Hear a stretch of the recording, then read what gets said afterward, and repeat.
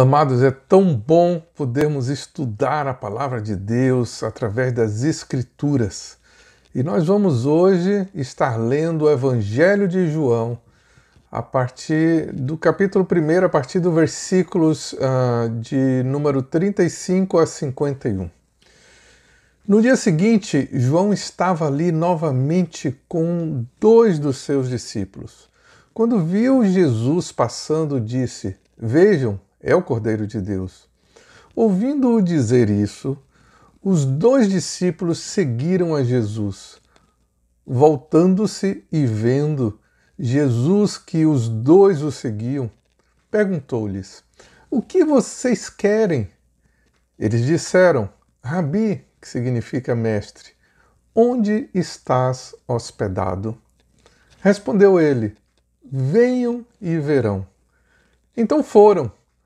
Por volta das 4 horas da tarde, viram onde ele estava hospedado e passaram com ele aquele dia. André, irmão de Simão Pedro, era um dos que tinham ouvido o que João dissera e que haviam seguido a Jesus. O primeiro que ele encontrou foi Simão, seu irmão, e lhe disse: "Achamos o Messias", isto é, o Cristo. E o levou a Jesus. Jesus olhou para ele e disse: "Você é Simão, filho de João. Será chamado Cefas, que significa Pedro." No dia seguinte, Jesus decidiu partir para Galileia. Quando encontrou Filipe, disse-lhe: "Siga-me." Filipe, como André e Pedro, era da cidade de Betsaida. Filipe encontrou Natanael e lhe disse: "Achamos aquele sobre quem Moisés escreveu na lei e a respeito de quem os profetas também escreveram, Jesus de Nazaré, filho de José." Perguntou Natanael: "Nazaré? Pode vir alguma coisa boa de lá?" Disse Filipe: "Venha e veja." Ao ver Natanael se aproximando, disse Jesus: "Aí está um verdadeiro rei israelita, em quem não há falsidade." Perguntou Natanael: "De onde me conheces?"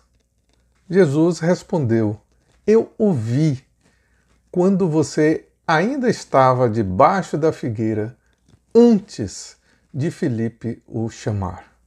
Então Natanael declarou: "Mestre, tu és o Filho de Deus, tu és o Rei de Israel."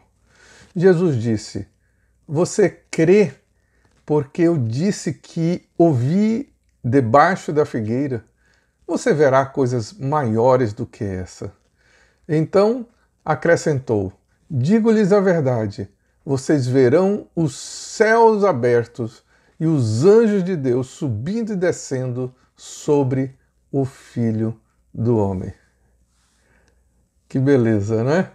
João Batista havia recebido a revelação de Deus de que Jesus era o Messias, o Filho de Deus, e justamente quando estava falando de Jesus para os seus discípulos, vê que ele estava passando por perto e logo aponta para Jesus dizendo que ele era o Cordeiro de Deus, fazendo uma alusão ao animal puro que era usado no Antigo Testamento para ser morto e pagar a pena pelos pecados dos homens. João tinha certeza de que Jesus era o Messias, o Filho de Deus. A narrativa nos informa que um dos discípulos era André e o outro não é revelado, mas muitos estudiosos acreditam que o segundo era o próprio João, o autor desse evangelho, que estava contando essa história, mas ele, como sempre, evita de revelar a si mesmo pela sua humildade. Eles se apressam em ir em direção a Jesus e Jesus, notando que estava sendo seguido, vira para trás e pergunta: "O que vocês querem?" Eles se dirigem a Jesus respeitosamente, o chamando de mestre, e perguntam onde ele estava hospedado. O que era uma forma educada de perguntar se poderiam ter um tempinho com ele para conversar, para se informar mais sobre a sua pessoa. Jesus os convida para visitá-lo e eles vão conversando no caminho e ficam juntos até o final da tarde. Imagina que oportunidade André e João tiveram de aprender com Jesus, perguntar o que quisessem e chegarem à mesma conclusão de João Batista, que Jesus era o Messias, o Salvador enviado por Deus para salvar os pecadores. André, quando volta para casa, vai logo ao encontro do seu irmão Simão Pedro para falar que teve um encontro com Jesus, o Cristo. Ele lhe disse: achamos o Messias, e o levou a Jesus. Pedro foi o terceiro discípulo a conhecer a Cristo e logo no primeiro encontro, Jesus o chama de Pedro, que significa rocha, já prevendo que ele seria uma figura muito importante no estabelecimento da igreja cristã. No dia seguinte, Jesus encontra a Filipe, que passa a ser o seu quarto seguidor. Ele simplesmente diz: siga-me, e Filipe passa a segui-lo. Filipe vai então contar a boa notícia para o seu amigo Natanael. Que forma maravilhosa que foi formada a pequena igreja primitiva através desses seguidores de Jesus. Eram ali 4, 5 pessoas. Poderíamos contar 6, incluindo João Batista. Aqueles que passavam tempo com ele eram prontamente convencidos de que ele era o Cristo e saíam logo a contar a novidade para os seus melhores amigos. Filipe disse a Natanael que tinham achado aquele sobre quem Moisés escreveu na lei e a respeito de quem os profetas também escreveram, ou seja, Jesus de Nazaré, filho de José. Fica evidente neste texto que tanto Filipe como Natanael conheciam muito bem as Escrituras, indicando que provavelmente faziam parte da seita dos fariseus que zelavam em cuidar da lei de Moisés. Natanael, ou Bartolomeu, o nome de origem hebraica, também Natanael, cujo nome quer dizer Deus deu. Então podemos nos referir a Natanael e mais lá na frente ele vai ser chamado pelos outros evangelhos como Bartolomeu, um dos apóstolos. Seu encontro com o mestre foi algo fantástico e impressionante para todos nós. Segundo a história, Natanael havia sido associado de Filipe em vários empreendimentos de negócios e estava indo ver João Batista, quando se encontraram, e então seu amigo Filipe lhe dá uma grande informação. Filipe diz que ele havia encontrado um homem que havia visto suas qualidades e a sabedoria só poderia ser a pessoa de quem Moisés e os profetas escreveram. Porém, Natanael, ao ouvir que este de quem seu amigo falava era de Nazaré, vem logo o pensamento do vilarejo de Nazaré e faz uma pergunta que mais se parece com uma afirmativa. Pode alguma coisa boa vir de Nazaré? Ele estava afirmando que aquele não seria o Messias, uma vez que nada foi profetizado que seria de Nazaré que ele viria. Nenhum profeta havia escrito isso e Natanael era um grande conhecedor das Escrituras, fariseu de nascença provavelmente, e também como uma pergunta, ele quer dizer, seria isso possível? Neste ponto, vale a pena lembrar que Natanael, ao afirmar alguém que nascesse em Nazaré seria desprezível, ele estaria cumprindo o que estava escrito nas Escrituras que foram registradas pelo profeta Isaías 750 anos antes dele. Isaías 53:3 diz assim: era desprezado, era a escória da humanidade, homem das dores, experimentado nos sofrimentos, como aqueles diante dos quais se cobre o rosto, era amaldiçoado e não fazíamos caso dele. Assim fica mais fácil nós entendermos que Jesus veio de uma cidadezinha insignificante, uma aldeia chamada Nazaré. Nazaré está localizada sobre uma colina, 350 metros em relação ao mar Mediterrâneo. Uma cidade rodeada por montes altos. O vilarejo de Nazaré era, no tempo de Jesus, um pequeno povoado com pouquíssimos habitantes.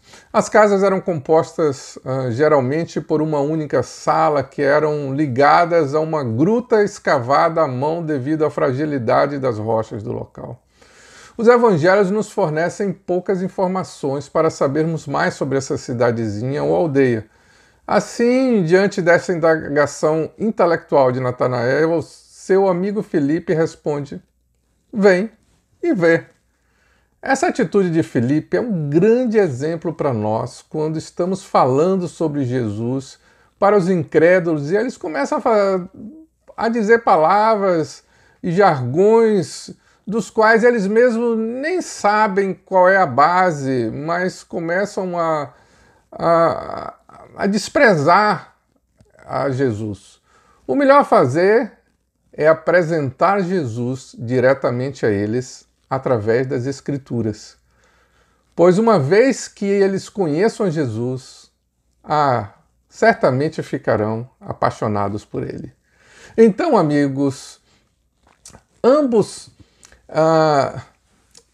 caminham em direção a uma das mais lindas e maravilhosas revelações da divindade de Jesus. Nós vemos que quando Filipe vem se aproximando juntamente com Natanael, logo Jesus, os vendo chegar perto, faz uma exclamação sobre o moço e Jesus diz: eis aqui um verdadeiro israelita em quem não há dolo. Isso se referindo que ele era israelita por opção e não por tradição. Mas Natanael nunca havia se encontrado com Jesus. Logo debate, dizendo: de onde me conheces tu? Se ele tivesse se encontrado com Jesus, ele provavelmente se lembraria. Mas Jesus não era conhecido de Natanael até então. Diante da pergunta de Natanael, Jesus responde: antes que Filipe te chamasse, eu te vi, estando tu debaixo da figueira.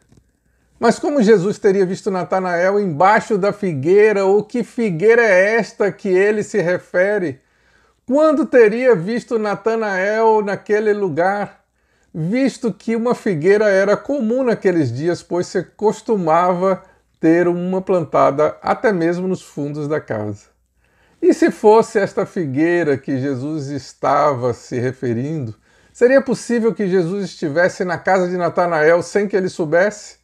Mas quem era Natanael para que Jesus se referisse a ele como sendo um verdadeiro israelita e que nele não havia nenhuma intenção má? Tudo começa com o fato de que, ao ser apresentado a Jesus, Natanael ouve um elogio.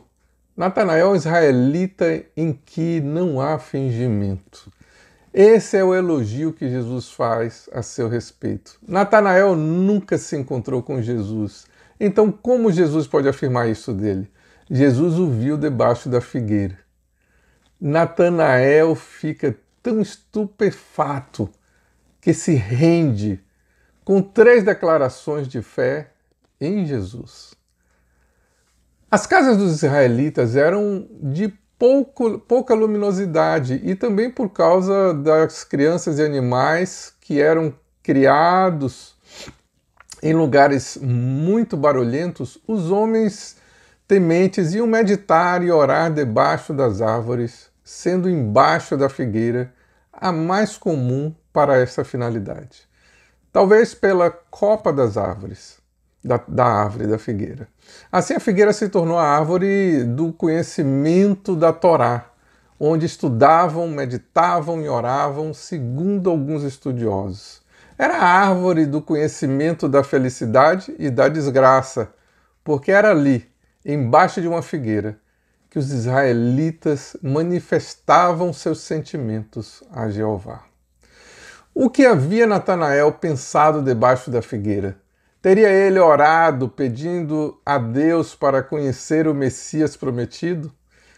A presciência de Jesus causa um impacto profundo no coração de Natanael. A tríplice declaração de fé de Natanael mostra que ele foi alcançado em 3 pontos. Jesus era o Rabi, número 1. Número 2, era filho de Deus. E número 3, era o rei de Israel. Seriam estes os pontos de Natanael expostos em momentos particulares debaixo da figueira? Que momento lindo e ímpar é aquele! Só porque Jesus disse tê-lo visto debaixo da figueira, Natanael se rende a ele com as 3 declarações. Tanta coisa por uma simples alegação de que fora visto debaixo da figueira? O que há de tão importante nisso? Ao reconhecer que as palavras de Jesus eram celestiais, a primeira declaração é chamá-lo de Rabi, que implica em reconhecê-lo como mestre.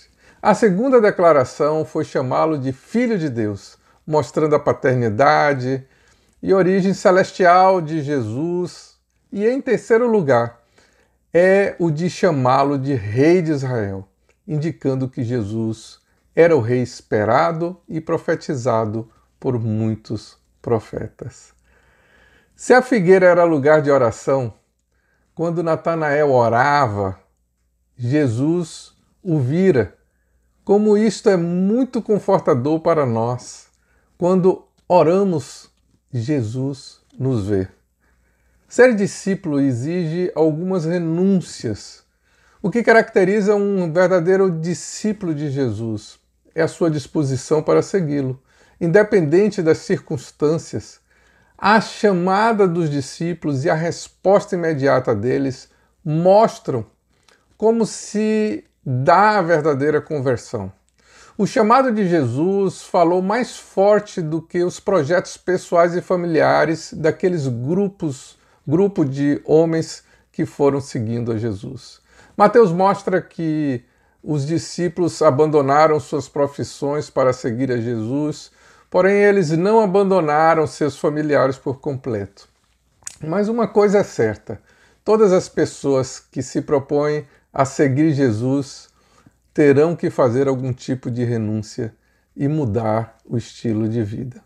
A conversão é uma obra espiritual realizada pelo Espírito Santo, mas fazer discípulos é responsabilidade de cada cristão.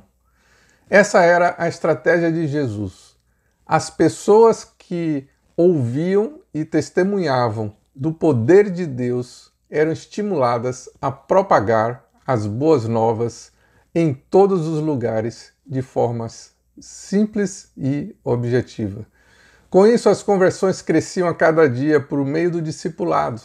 A tarefa da igreja somente estará completa quando o novo crente for integrado à vida da igreja e for capacitado para fazer novos discípulos, como está em 2 Timóteo 2,2.